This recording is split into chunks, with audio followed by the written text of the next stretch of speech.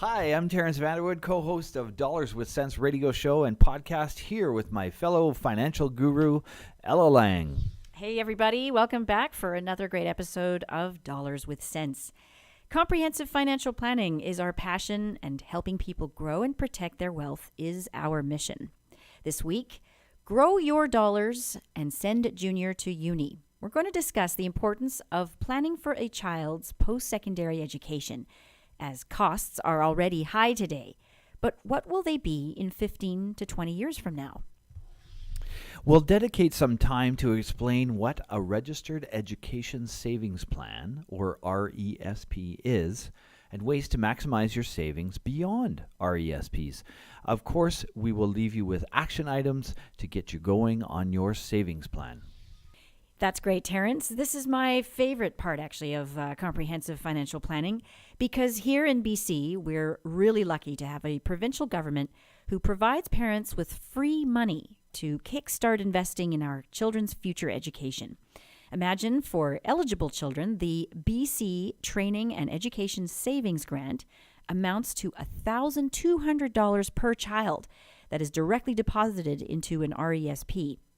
Combined with monthly Canada Child Care benefits we get through our children's early years, as well as grants we get from the federal government matching our contributions to RESPs, parents can count on a solid foundation on which to start their education planning.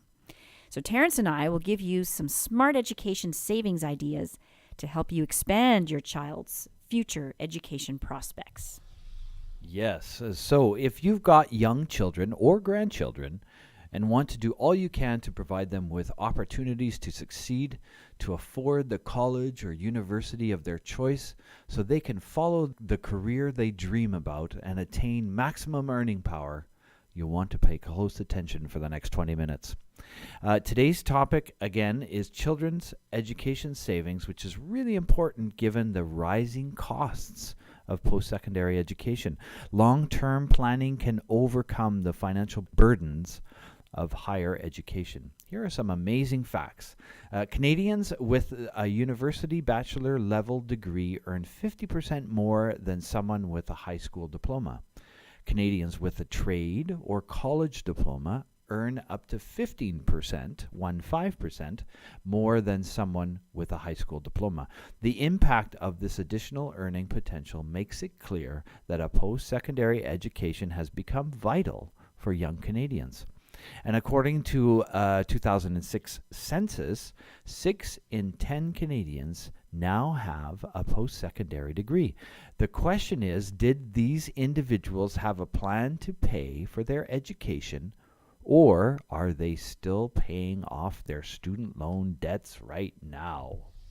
Now, let's take a closer look at what costs do go up over time. What could your child's annual tuition be in 10, 15, and 20 years from now?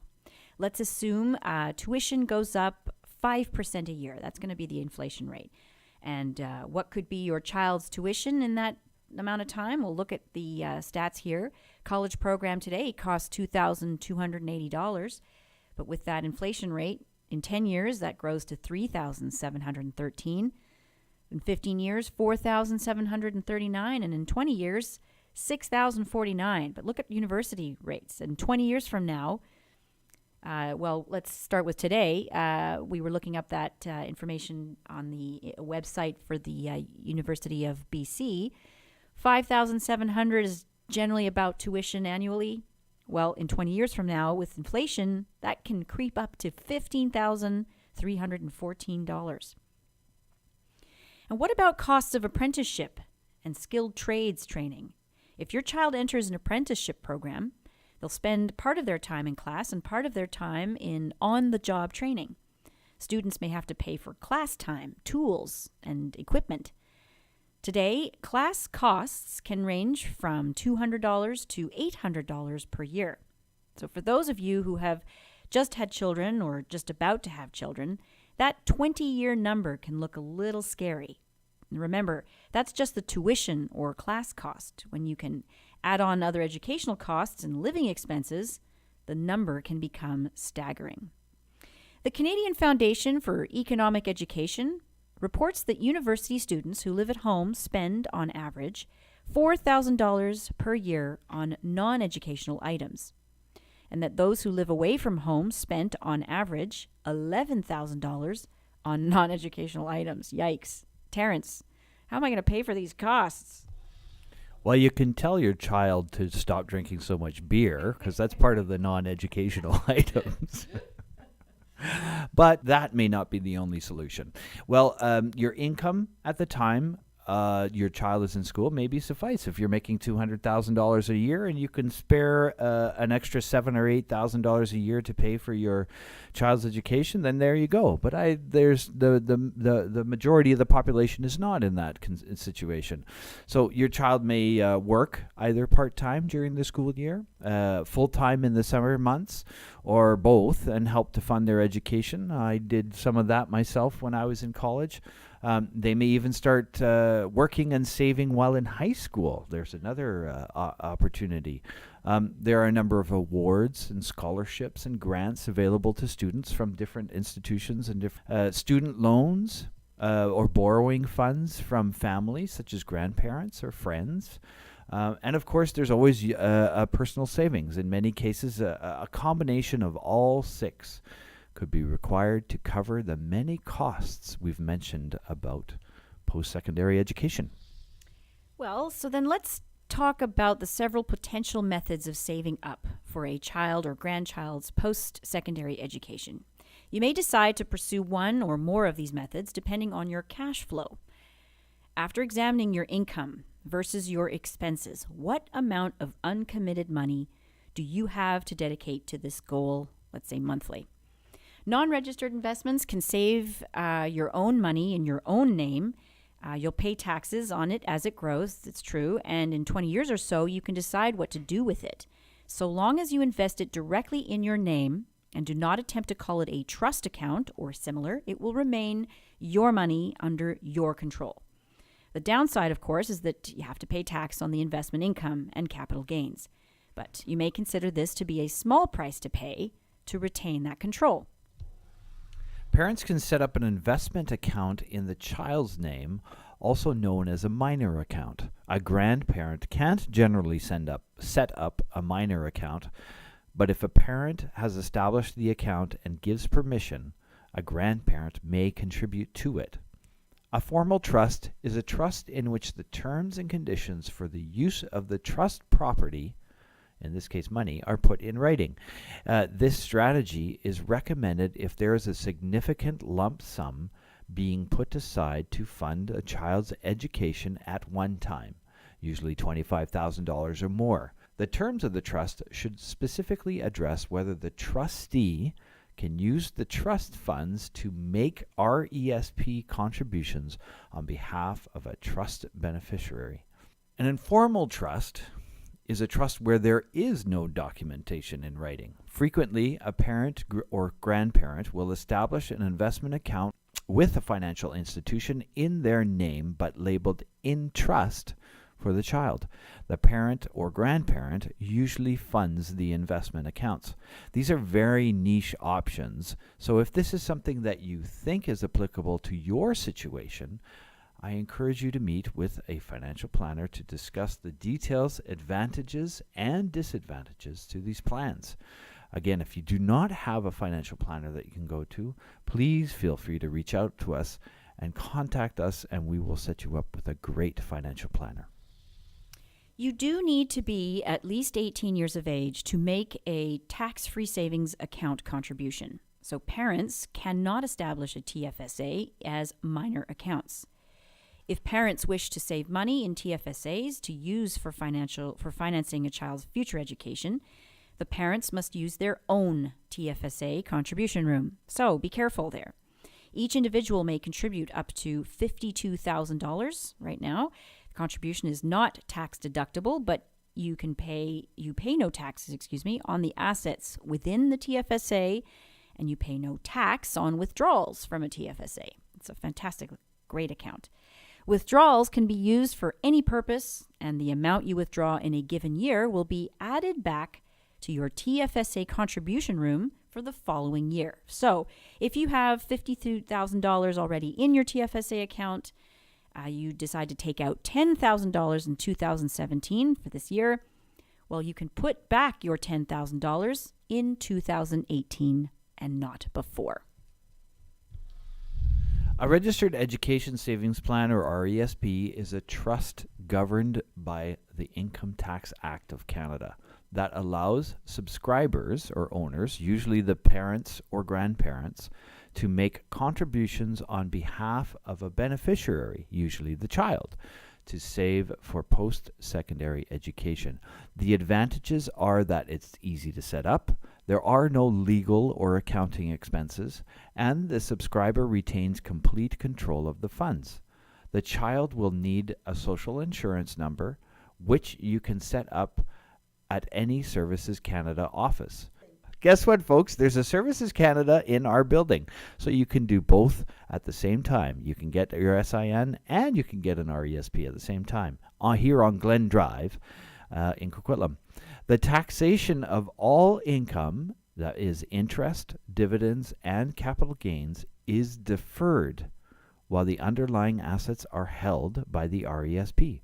Once the child attends post-secondary education, the income from the RESP is taxed in the child's hands when it's paid out, possibly at a lower tax rate or no tax rate at all. The RESP growth will be used to pay for a post-secondary education, although the parent or grandparent has control over the contributions. In certain situations, the RESP may receive the Canada Education Savings Grant, or the CESG, and or other government funds, such as the Canada Learning Bond, the CLB. Just remember that lifetime contribution limit is $50,000, and the maximum the government will match over the lifetime is $7,200. And also, if the child does not attend post-secondary education within 40 years of the plan being established, the government takes back the grants, and the income that has been earned goes to your taxes or the subscriber's taxes, and then the rest that you have contributed can roll into an RRSP. So let's take a closer look at some of the top benefits of RESPs. Government grants. The Human Resources and Skills Development Canada provides government grants based on contributions made to an RESP. So they may also provide a Canada Learning Bond with no requirement to make matching contributions. The Canada Learning Bond, however, is income tested and usually awarded to lower income families. The income threshold eligibility varies depending on family size, but generally speaking, if family income exceeds $38,000, the family will probably not qualify. Another top benefit of RESPs is tax deferral. Every cent in the RESP can grow on a tax-deferred basis until it is withdrawn. Ability to income split. Well, did you know that when your child starts school and receives an educational assistant payment, that's an EAP, from the RESP, your child, not you, pays the tax on the withdrawn amount. More than likely, and very little tax will be paid on this amount because as a student, your child will likely have very little income and lots of tuition and education credits. As we said before, a lifetime maximum contribution of $50,000 is based per beneficiary, not per plan. Therefore, if you are not the parent of the child beneficiary, it makes great sense to discuss your intentions to establish an RESP with the parents of the child to ensure that not more than $50,000 is being contributed for each child by all contributors. Because of the way the CESG program works, many subscribers choose to limit annual contributions to $2,500 per year to ensure access to the maximum CESG grants. The contribution and termination timelines provide ample opportunity for the funds to be used for education purposes, even when the plan is established immediately following the birth of the child.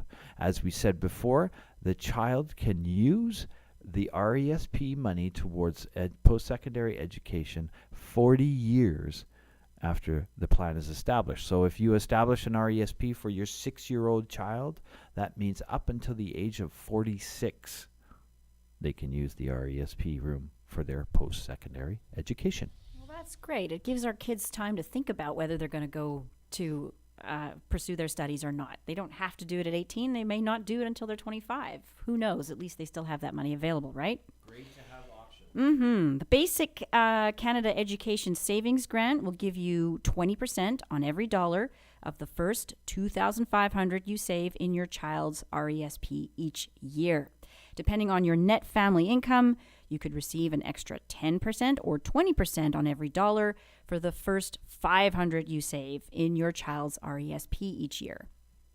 Though contributions to an RESP are made with after-tax dollars, you do not have to pay tax on growth in an RESP until money is withdrawn.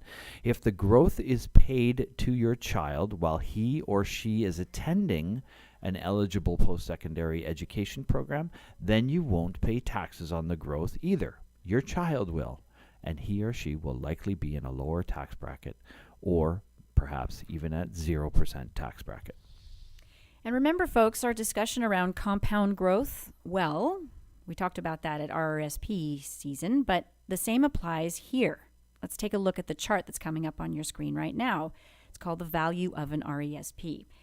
It is assuming that a monthly contribution of $208 for 18 years combined with a $500 annual government grant for 14.4 years compounded at 6.5% over 18 years in general over the entire plan can provide you with a pre-tax market value of $99,000. That's to finance a post-secondary education. That's a brilliant projection. Again, nothing guaranteed, but just projections to illustrate our examples.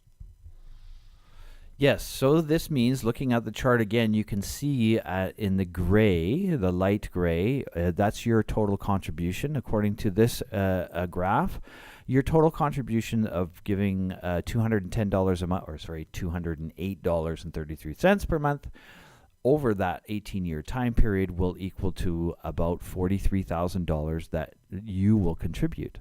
And then the total government contribution will be the $7,200, as we discussed before.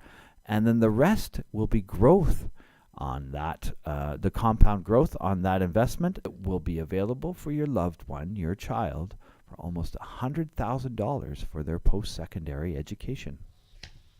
Finally, choosing which investments to hold within your RESP depends on a number of factors, including your overall financial goals, your time horizon, and your tolerance for risk.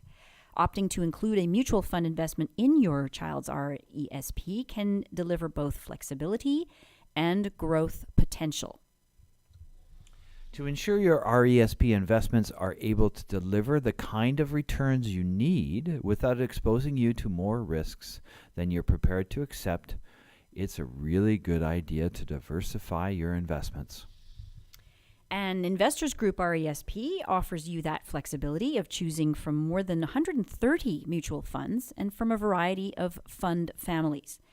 We'll also review your goals and risk tolerance over time to help you choose the RESP solution that is most appropriate for you throughout your child's preschool, elementary school, and secondary school years. So this week's action items. Decide how much you want to save for your child's education. And everyone is different around this. I say all the time, finances are much like fingerprints. We all have a fingerprint, but each one is unique and individual, and such is the same when it comes to finances. So the good questions to answer that you can write down to help you find out what that number is: how many years of post-secondary education do you want to pay for? Do you want to pay for just their first year? Do you want to pay for an 8-year education? Those are going to have a big difference. What kind of school do you want your child to go to? So are they going to Harvard, which is going to have a much different cost to it than, say, going to BCIT? And the other important part of that question is, do you want to pay for the whole education or just part of it? The reason why I say this is one example is that I thought was from an interesting choice between some parents was to let their child pay for the first year. And then the subsequent years will be paid for by the parents. This can give the child a very important lesson that is not taught in the education system. That is the value of a dollar. The sooner we teach that to our kids, the better. Yep. So again, here's our action item, is to find a final number that you want for your child. Today's average costs for books and tuition is considered $10,000 per year. But once you have that number, contact your financial planner to help you figure out how much you need to save monthly, or perhaps use a lump sum that you already have access to receive maximum grants and to help compound grow your money. Written financial plans. We have phenomenal software, just so that you know out there. Investors Group provides us consultants, financial planners, with the software to help us project numbers and to provide options that are feasible within your cash flow to realize goals that you set for yourselves and for your children's education planning. Again, if you do not have a financial planner, feel free to reach out to Terence and I. We can always help you find one that is a good fit or help you ourselves. A financial planner should be someone that you have a good or amazing relationship with, that you trust on a long-term basis. If you're not currently happy with the one you have, there's no cost or obligation for a second opinion. Yes, so reach out to us and we'll make sure that we'll get you a great financial planner. You can reach us by email at twofinancialgurus@gmail.com. That's the number 2financialgurus@gmail.com. You can give us a call. Number is 778-879-0820. We'd love to have a conversation with you. You can also reach us by Facebook page. Our Facebook page, Dollars with Sense, has this episode and all the other ones on there. You can leave a comment for us. Like the page while we're there, and we'll be sure to get back to you that way. Finally, you can reach us by YouTube, our YouTube channel. Ella and I have our own YouTube channel. You go to the YouTube search bar and punch in Ela and Terence, and we'll come up to the top of the list, and you can check out our other 38 episodes at your leisure. And if you subscribe while you're there, you will automatically be notified when a new episode or updated episode is ready for your listening pleasure. Thank you all for tuning in today and joining us on this episode of Dollars with Sense. We hope you found it useful. We look forward to seeing you back here next week for another knowledgeable packed episode.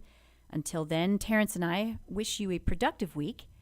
And may your dollars and cents be with you. This podcast is presented as a general source of information only and is not intended as a solicitation to buy or sell specific investments, nor is it intended to provide professional advice, including without limitation investment, financial, legal, accounting, or tax advice. For more information on this topic or any other investment or financial matters, please contact an Investors Group consultant. Prospective investors should review the annual report, simplified prospectus, and annual information form of any fund carefully before making an investment decision. Clients should discuss their situation with their consultants for advice based on their specific circumstances. Commissions, fees, and expenses may be associated with mutual fund investments and the use of Symphony Strategic Investment Planning. Read the prospectus and speak to an Investors Group consultant before investing. Mutual funds are not guaranteed, values change frequently, and past performance may not be repeated. Symphony is an asset allocation service which provides a strategic approach to investment planning relating only to Investors Group mutual funds. Trademarks, including Investors Group, are owned by IGM Financial Incorporation and licensed to its subsidiary corporations.